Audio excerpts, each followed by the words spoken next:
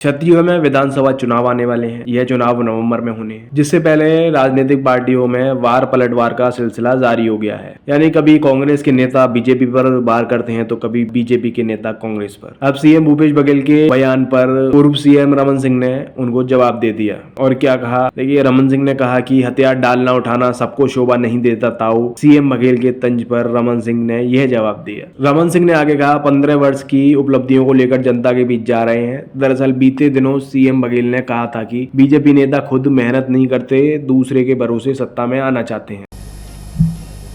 वो तो पहले ही वो हथियार डाल चुके हैं, तभी तो बार बार प्रभार बदल रहे हैं, बार बार जो प्रदेश के नेतृत्व उसको बदल रहे हैं और हताशा में हैं भारतीय जनता पार्टी के लोग। और तभी तो जो अभी महाराज साहब को उप मुख्यमंत्री बनाया गया, तो उसके बाद जो ट्विटर में सोशल मीडिया में जो उनकी प्रतिक्रिया देखी गई, थोड़ी उनको लगता था कि कुछ पिछले समय जैसे जोगी फैक्टर के कारण से हम लोग लगातार सत्ता से वंचित हो जाते थोड़े सीटों के लिए, तो उम्मीद कर रहे थे। तो ये पर भरोसा तीन भरोसा नहीं चलेगा भाई। दूसरे के भरोसे में खुद मेहनत करते नहीं, दूसरे के भरोसे में ये सत्ता में आना चाहते हैं। तो वैसे भी 4.5 साल 5 साल ये लोग कोई काम नहीं किए हैं। अब चुनाव 3 महीने बचे हैं, तो थोड़ी सक्रियता प्रभारियों को दिखाई दे रही है।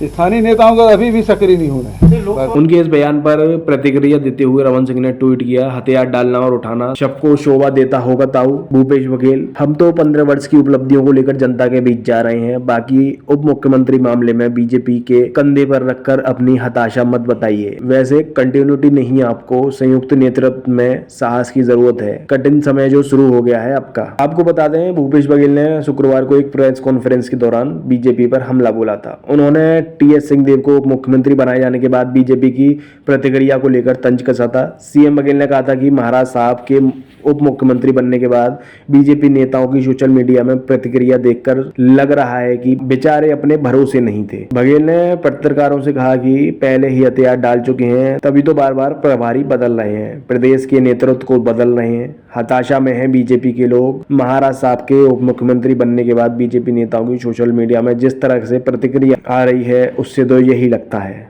आगे की अपडेट देखने के लिए देखते रहिए इनखबर छत्तीसगढ़। धन्यवाद।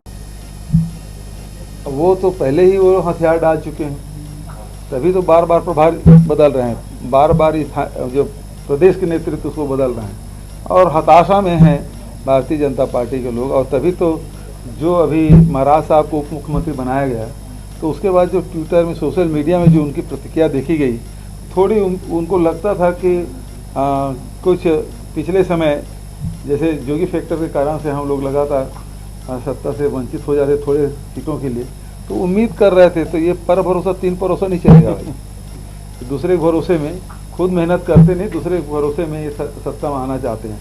तो वैसे भी 4.5 साल 5 साल ये लोग कोई काम नहीं किए हैं।